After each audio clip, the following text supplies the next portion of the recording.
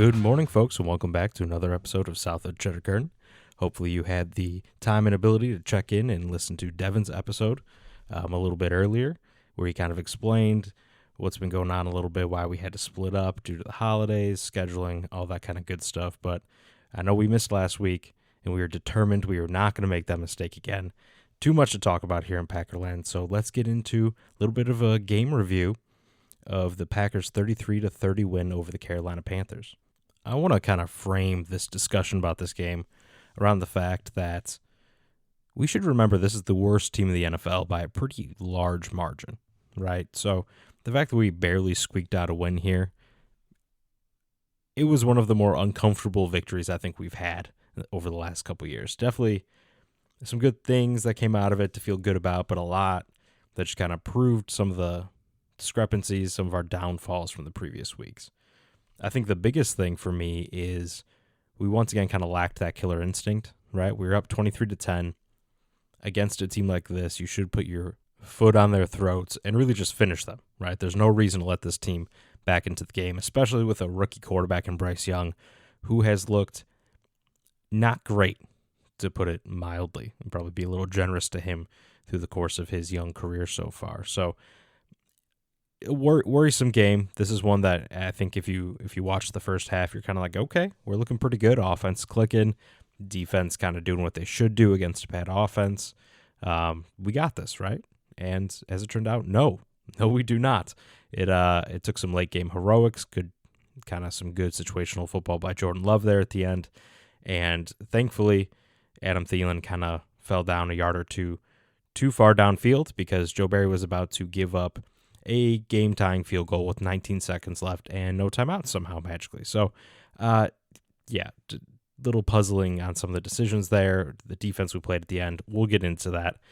First things first, though, let's talk about the offense, right? So that's the main positive for the game if we're being serious. The Jordan Love looked good again, right? I think his numbers weren't great, right? 17 for 28, 219 yards, 2 touchdowns. Only took 1 sack. Those are kind of what we've come to expect from him. I think he is to the point where this kind of feels like his normal game, right? He misses some early throws, but then he kind of makes up for it. He makes some really good throws, makes some really nice plays to lead us down the field. And I think we're to the point where I'm comfortable with this, right? If this is what I'm getting week in and week out, I feel pretty good about it. I know there's a lot of room for growth. I know that he's shown a lot more than maybe this game particularly, but I thought he played well, kind of played within the offense, made good throws when he needed to. We put up 33 points, so can't complain there. He played a good game.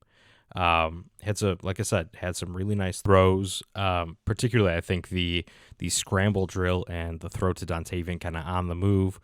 Got it to Dontavian as he crossed the goal line right before the defender came over to give him a shot. I think that was really nice. We've seen a lot of that out of Jordan recently. Some scramble, keep the eyes up, find the open receiver, make the big play.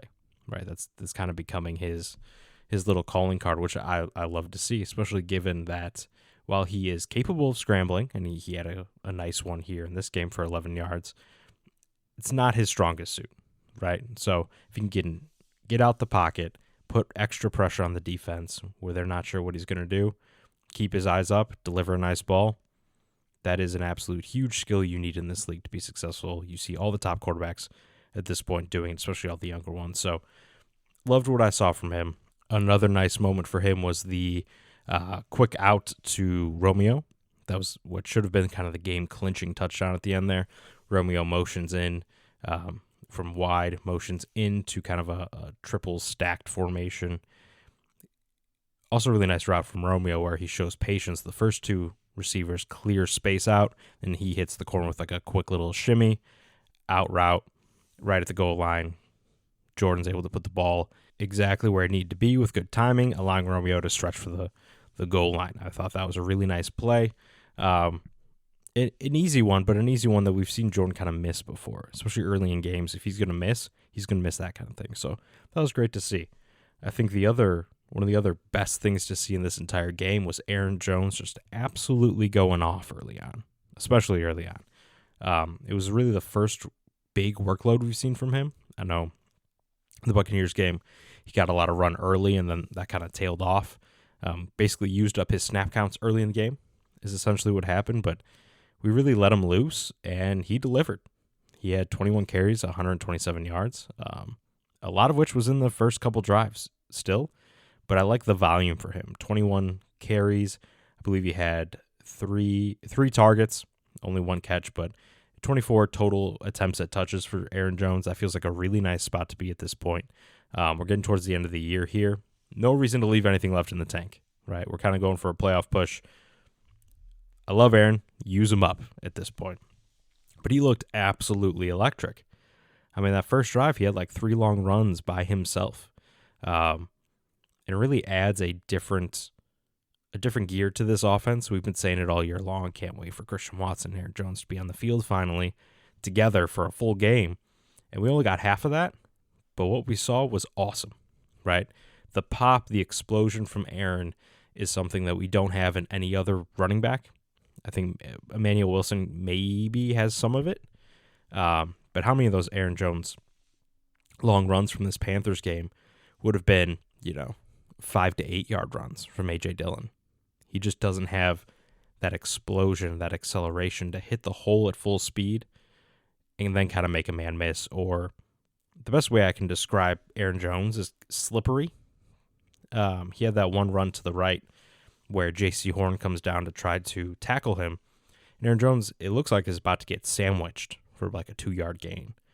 And somehow he just kind of deflects J.C. Horn off his lower body, squirts through that hole, and then takes off down the right sideline. That is a unique ability in running backs. There are others, obviously, that have that, but nobody else on this roster. He definitely brings a big play potential to the running back room, to the running game as a whole, that we have sorely missed, and we have not really seen all the year outside of that first week against the Bears where he absolutely went off. So great to see. I think that we're going to use him a lot this upcoming week in a similar fashion. I would like to see a little bit more out of the backfield. Kind of going back to that Bears game, used him a lot out of the backfield to much success. I think that's going to be needed, but really nice to see him be able to carry the load, come out of this game healthy, no injuries, and play like an absolute stud, which we all know he is. There were 3 other offensive players I kind of wanted to spotlight, because I think overall this is a pretty good day for the offense. I mean, the Panthers defense, while the Panthers are now 2-13, their defense is pretty good. They have a lot of really nice players there. Derek Brown is in the middle. They got Jeremy Chin back. They have J.C. Horn, right? They got pieces. They're young. They're athletic. They have a good defensive coordinator, one that we actually interviewed and turned down in reference to Joe Barry. So we took Joe Barry over Evero, who's their defensive coordinator. That was a huge mistake, by the way. Evero is a very good D coordinator, but right now just doesn't have all the horses. He's got some premier talent. Needs to kind of fill out that roster. But overall, it's a pretty good defense. That is the strongest area of the Panthers, without a doubt. So the first person I want to talk about is kind of the return of Romeo. Throughout most of this year, he is taking a backseat to a lot of the young guys. He's had a lot of the big splash plays. He had that absolute dime earlier in the season where it got dropped in. It felt like from the heavens straight to him in the middle of a bunch of defenders. He had some really nice strong catches through the middle of the season. He's kind of our jump ball guy. But Dontavian Wicks, Christian Watson blew up there for a while. While he was still healthy, Jaden Reed obviously has had a lot of explosive plays. All these guys seem to kind of overtaken Romeo. And if we had an episode last week, one of the things I was going to talk about, one of my think and I knows was, I think Romeo might be wide receiver 4 at this point, when healthy, when everyone's healthy. Big caveat there because of Christian, but Christian's clearly still a guy, right? He's still your guy. Jaden you use for absolutely everything. You can't take Dontavian off the field with the way he's playing, especially with the heart and desire he runs with when he catches the football. Romeo kind of seemed to be being phased out a little bit. And with some of those guys dinged up, it's a great opportunity for him, and he really delivered with 4 catches, 79 yards, and that touchdown I mentioned earlier. He played a really nice game. I think that we still spread the ball out a ton, which I think is a strength of this team at the moment, and it's really nice to see from Jordan Love and Matt LaFleur play calling. But Romeo had some big catches. He had some run after the catch ability. He had that long 36 down the left that kind of saved the game a little bit for us, which was kind of a questionable call if that was a catch or not. But it feels like in big moments like this, Romeo's the guy, right? He may not show up the rest of the game, but he's going to come down with the ball. He's definitely the most aggressive catcher of the football we have at the moment. I think Jaden Reed shows some of that as well, but if you kind of need a jump ball 50-50 opportunity, Romeo appears to be that guy. It was really nice to see him do things besides that. One of his other big plays was just a slant route, right? A little slant route. He makes a couple guys miss, kind of carries a guy down the field. Unfortunately, he fumbles. Thankfully, Josiah DeGuara did the first good thing he's done in months on the field and recovered it. But it was nice to see some of those other skills he has that have not been on display nearly as much recently. And part of that is just due to some of the other guys stepping up, Jane Reed, Dontavian Wicks, the tight ends collectively. But really nice to see kind of where he's grown. Now, the second guy I want to bring up is the guy that I've brought up every week for a month now, and that is my boy Tucker Kraft. I love Tucker Kraft, and I love talking about how excited I am with this tight end room. And Tucker's just balling out week in and week out. He had 4 catches, 60 yards, long of 27. That's great, right? That is a above average stat line for an NFL tight end, and much less a rookie tight end, much less our second string rookie tight end. I knew coming into the year, I think a lot of us did, he was going to be a raw prospect. Both him and Luke were going to be for different reasons, but Tucker coming up from a lower grade of competition, he wasn't going to be able to be quite the physical freak that he was compared to the defense play in and play out. But some of that has remained, right? I think it feels like every week he has a nice catch and run, right, where he kind of drags someone or breaks a tackle, and it's kind of the anti-Luke Musgrave at this point, which I don't like saying, but it's probably the truth. Please, Tucker, for the potential future of having a family, will you stop hurdling people? It doesn't work, right? And they teach people. They did this in high school. I'm sure this is what they teach in the NFL too. If someone tries to hurdle you, just stand up, right? Because the guy's going to get hit by a shoulder pad, by a helmet, by something in a place he does not want to get hit, and he's not going to do it again. That's kind of the thought process. Well, Tucker has not learned this lesson. He just keeps doing it. I love the enthusiasm. I love the drive and the desire to gain additional yardage. I just think he should probably find another way to do that kind of protects him a little bit more. That would be my wish for him going forward. But could not be more excited about how he is playing and the potential for when eventually Luke Musgrave and him see the field together, which at this point, maybe week 18, probably next year.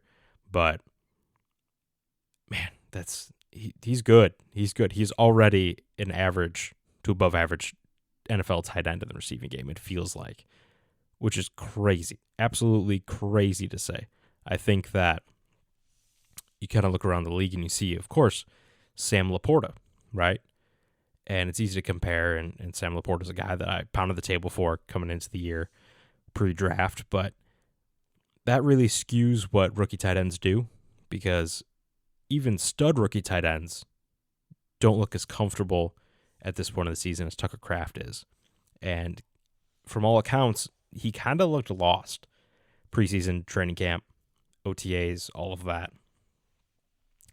You could tell that he was raw and had a long way to go, and the growth from him, and a lot of people, other pundits and the coaching staff has talked about this, the growth from him has been incredible. And the fact that it just seems like an upward trajectory week in and week out, and he does something awesome every single week, makes me so excited, and is why I will continue bringing him up week in and week out as long as he does something. So definitely want to give a shout out to him. Another guy who had a big game, at least relatively, big game for him, was Bo Melton. So without Christian and without Jaden, kind of left us with Romeo and Dontavian as the primary wide receivers, with Samari and Malik Heath coming off the bench. That does not leave us with a ton of speed, any kind of jet sweep action, anything like that, really, out of that group of players. So it was important that Bo Melton played a role in this game. He didn't have to be wide receiver one, but at least he had to be on the field, be a threat. For anybody that doesn't know, Bo Melton has been on the practice squad. I think we picked him up about halfway through last year. And then obviously he has been elevated this year due to injuries. He's a burner. He's very, very fast, and I wish we'd see a little bit more of that. We tried. We gave him a jet sweep. It went okay. He got like 6 yards.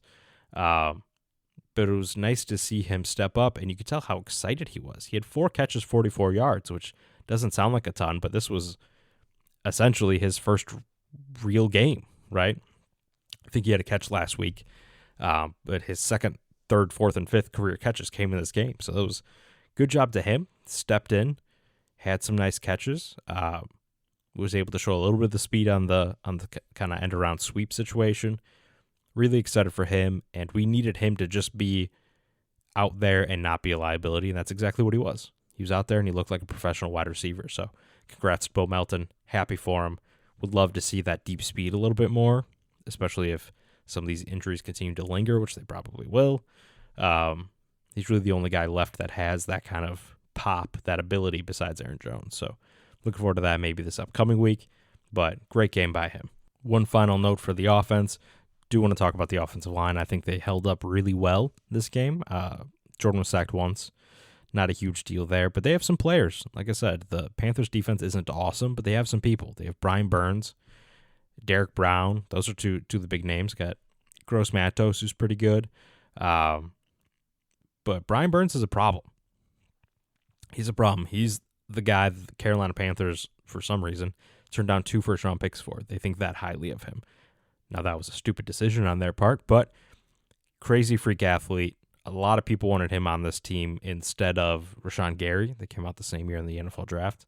But a really, really high-end, super athletic pass rusher, and I feel like the tackles, particularly Zach Tom, did a really nice job on him. And the interior held up pretty well against Derek Brown, he's a dude, man. He's a dude. I would love for him to be on the Packers playing some interior defensive lineman. He's strong. He's athletic. He can really penetrate. All the tools you want from interior defensive lineman, and be able to kind of keep. He made some plays, but be able to keep him and Brian Burns relatively in check and not kind of wreck the game. Shout out to the O-line. I don't want to spend a ton of time on the defense because we've talked about them ad nauseum over the last couple of weeks, and it's just not very fun to talk about, right? So I think we all know kind of the writings on the wall for Joe Barry at this point. I was hoping that would make him kind of just throw stuff at the wall a little bit and see what's stuck and try to save his job by getting a little more aggressive, getting a little more creative in his play calls. And I think to some degree he did. Early on in this game, it felt like we got good pressure on Bryce Young. We were sending more blitzes. We were running a lot of stunts. We ran what felt like more man coverage this game. And to begin the game, it went well, right? Bryce Young started the game bad. That's how we ended up 23-10. Kind of the flip side is that really faded down the stretch here. And I've seen people talk about it be because we let off the gas a little bit in the second half defensively, aggression-wise, play-calling-wise. I saw a stat that that's not the case. We actually brought pressure on I believe it was identical percentage of plays, first half and second half. It just didn't work.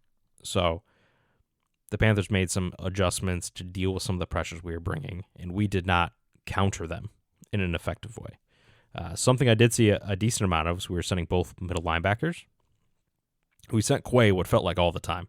But a couple times we sent McDuffie and Quay, which was interesting. You didn't really see that a ton with Devondre and Quay out there at the same time, but definitely an interesting little wrinkle. We did that a lot last year. We'd bring Quay off the edge. Even coming out of college, he was a player that people talked about, hey, maybe we can kind of move him around a little bit. Not something we've done a ton this year, but that was kind of an interesting wrinkle. Like I said, it felt like it played a little bit more man, ran a lot of stunts. I feel like that helped Lucas Van Ness. Thought he had a pretty good game. There were a couple plays where he was very close to getting a sack on Bryce Young. Fortunately, didn't get home. One of them turned into a big play to DJ Chark. But he's been really coming on the last couple weeks. Feels like he's getting more snaps, and he's in the picture more, right? He had a sack recently, but it feels like he's in the picture more frequently. He's not looking nearly as lost, making more plays in the run game, showing that motor that he's kind of famous for. So I'm really happy with his progress so far. I mean, would it be awesome if he had a 3-sack game? Yeah, that'd be great. But realistically, you can see some progression from him, and he does really well on stunts.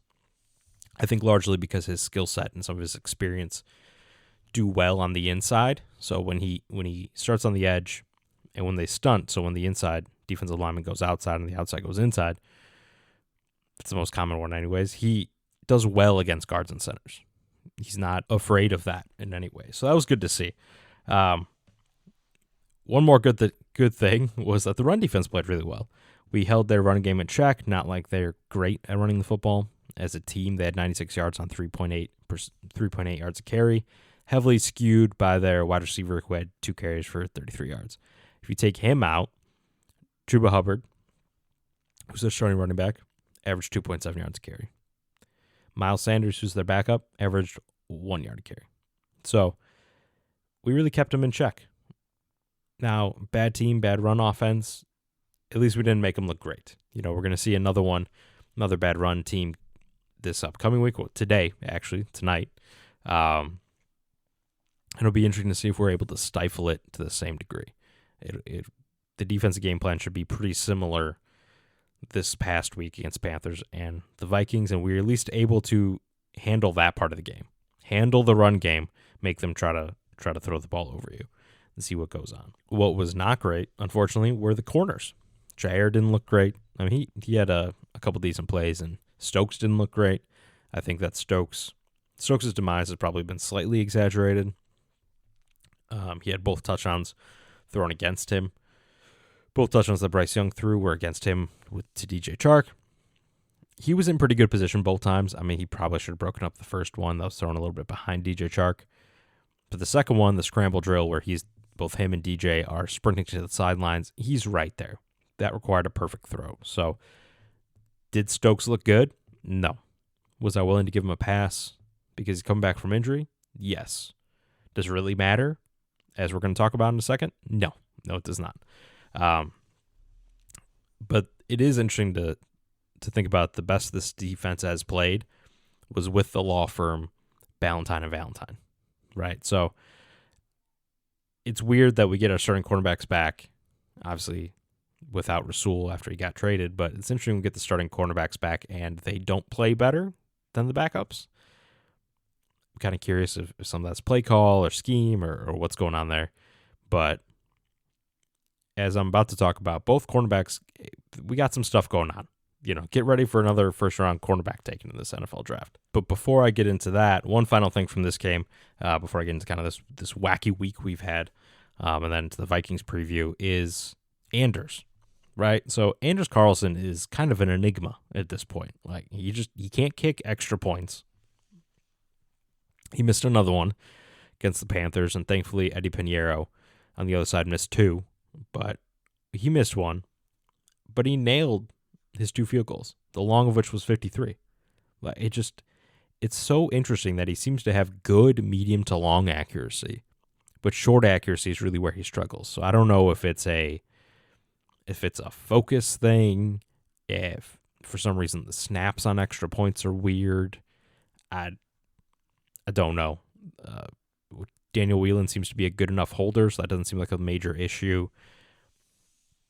Does he just not, like I said, does he just not focus as much on extra points? Like, mentally, does he think he's going to make them? So he kind of lapses a little bit. I have no idea. Obviously, it could bite us at some point. If not this year, maybe next year. But I'm to the point where I'm pretty confident in his mid to long range ability, which is kind of weird. And I get nervous when it's short range or extra points. Kind of the opposite of what you would expect out of a kicker.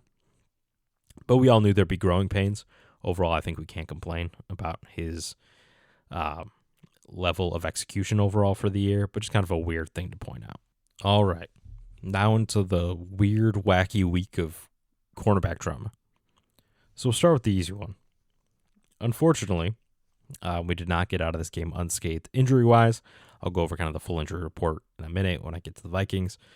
But Stokes hurt his hamstring again and was kind of suddenly, yesterday, Saturday, showed up as out for the Sunday night game against the Vikings, kind of out of nowhere. It's like, oh, he's on the injury report, now he's out. Huh, that's weird. And then shortly after that, oh, he's on IR. Well, that sucks, right? And that's kind of why I said it didn't much matter how I thought that his game was against the Panthers. So now it's 2 years in a row where he's played a grand total of, I don't know, what is it, 6 games, something like that, over the course of 2 years. And he hasn't looked particularly good in those 2 years. So it'll be interesting kind of what we do going forward, because he's about to be a fourth-year NFL player, and he put one good year on tape and has put 2 years of injury on tape, essentially. Not feeling great. And you would probably be feeling better about the cornerback room, even with his injury issues, if Jair things haven't just gotten weird with Jair recently, right? So there was that interview that was a little wonky a couple weeks ago in the locker room. And then this week, he decided to make himself a captain for the game. So the Packers, for anybody that doesn't know, the Packers don't have set captains for throughout the year. They have different ones every game, picked by the players and Coach LaFleur and all that. And Jair was not one of them for this game. However, as he mentioned in the post-game interview, he is from Charlotte. And he's like, oh, Coach didn't know I was from Charlotte, so, it seemed fitting. I think his word was suiting, for him to go out there. So we went out there as a fourth captain. We normally only have 3.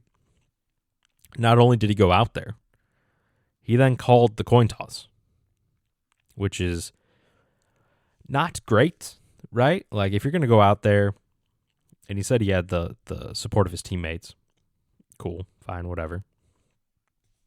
Don't say anything, right? Because when he talked, he said he wanted to kick. And kicking is different than deferring. Deferring means you're going to defer your option to receive until the second half, which by default means you kick. If you choose to kick in the first half, you are choosing to kick for both halves.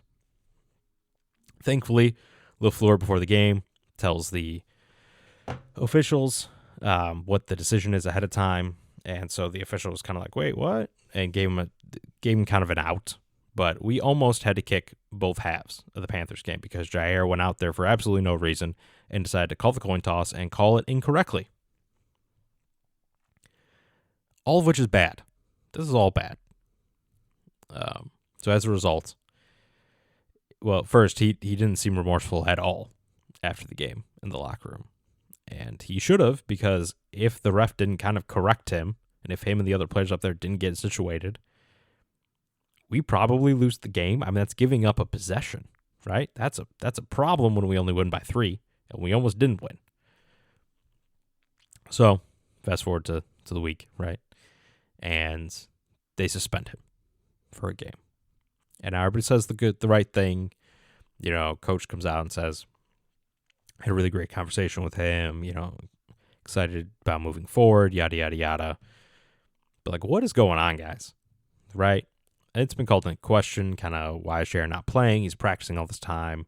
I'm willing to give him the benefit of the doubt because he said it's a shoulder and he can practice, but he can't really tackle, or couldn't before he got healthy.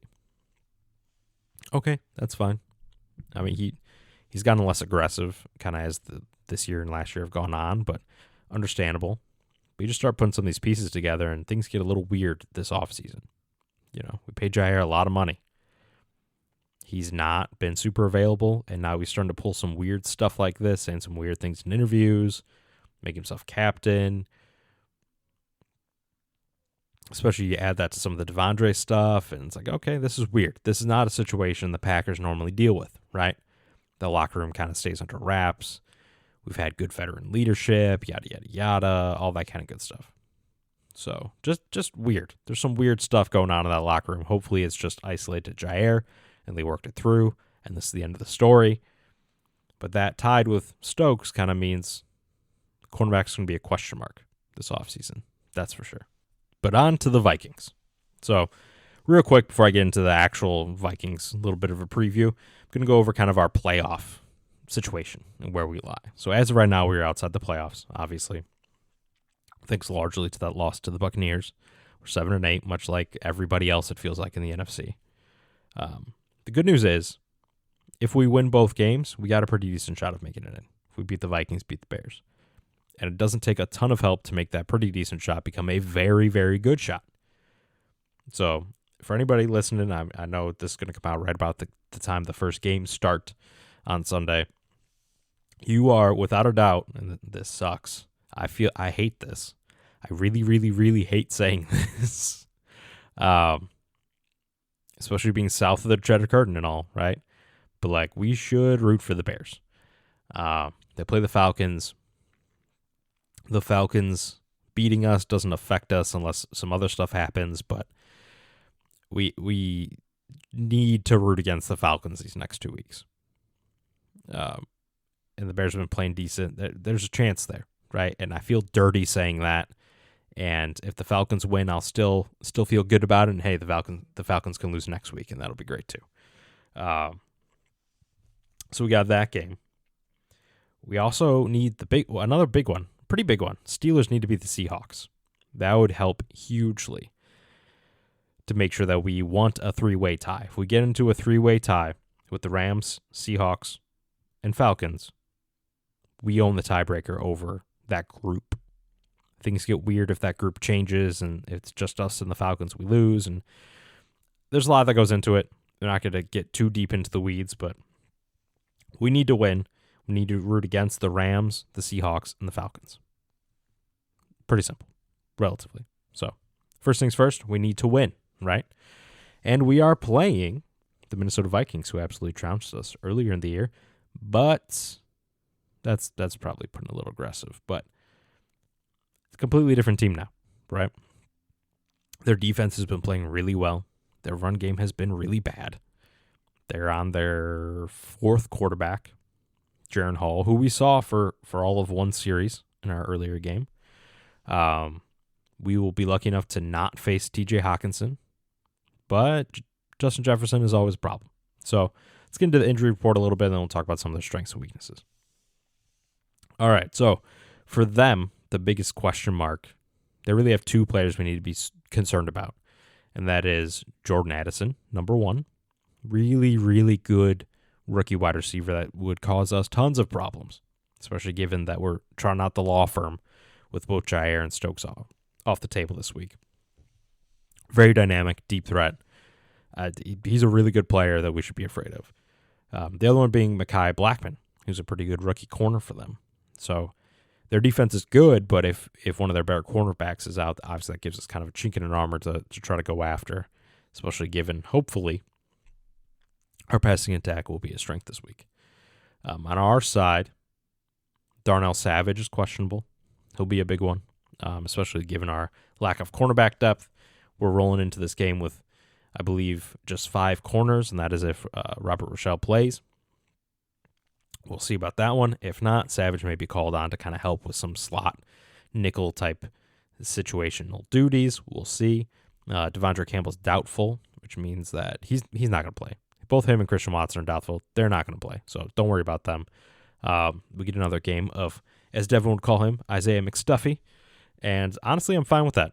Campbell hasn't looked great. He's clearly not happy right now, given some of the drama that's surrounded him over the last couple of weeks.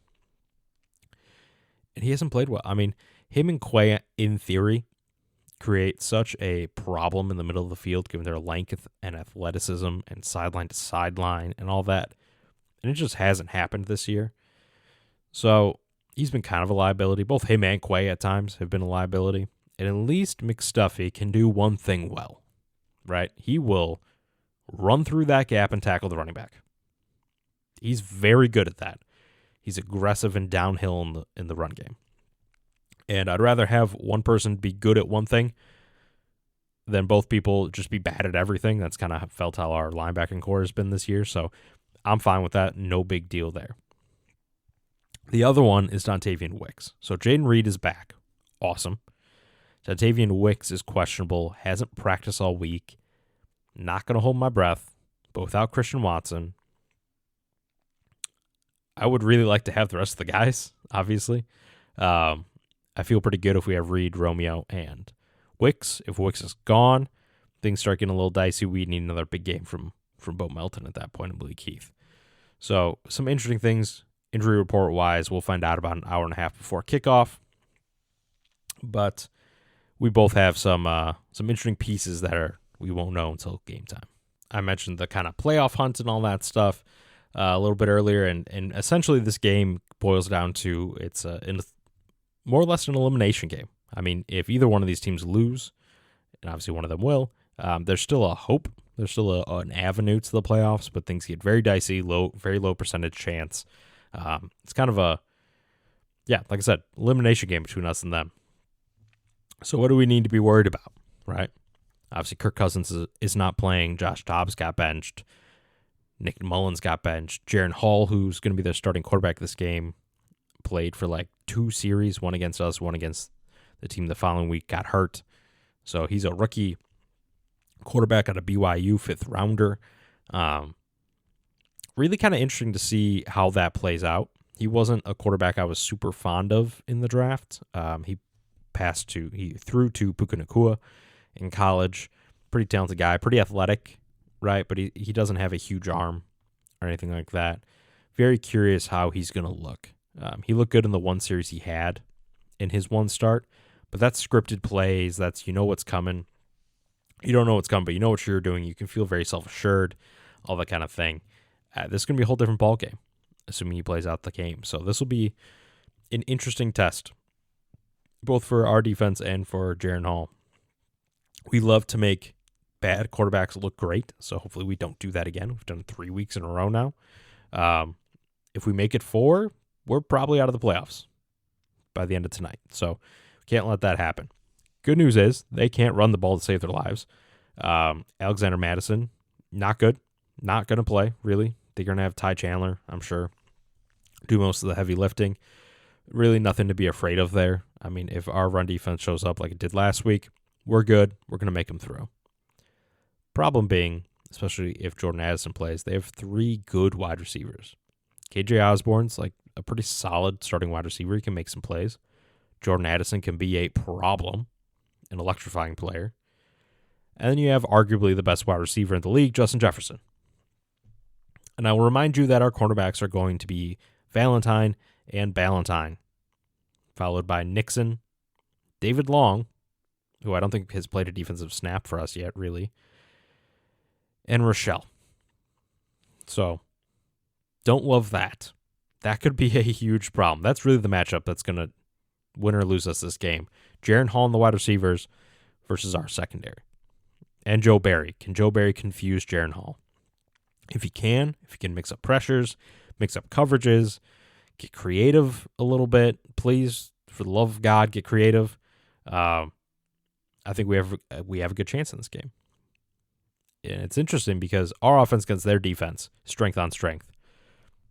Their offense against our defense, weakness on weakness. It's really just going to be kind of whose strength shows up the best and whose weakness is the worst. And hopefully we can come out on top there. I expect Jordan Love to have a pretty good game. Their defense is pretty solid. Harrison Smith has really kind of had a resurgence under Brian Flores, their defense coordinator. Great defensive mind. Good pass rusher with Daniil Hunter. They got some pieces there now. This is not the bad Vikings defense from a couple years ago, kind of when Mike Zimmer was falling off the cliff there. It'll be an interesting game, and it's one we really, really, really, really need to win if we have any hope of playoff life. But we'll see what happens. Division games always get weird, and we're playing in Minneapolis, which isn't great. So we'll see what happens. Should be a good game. Should be a very good game, and hopefully come out with the win. And until next time, guys, go Pack Go.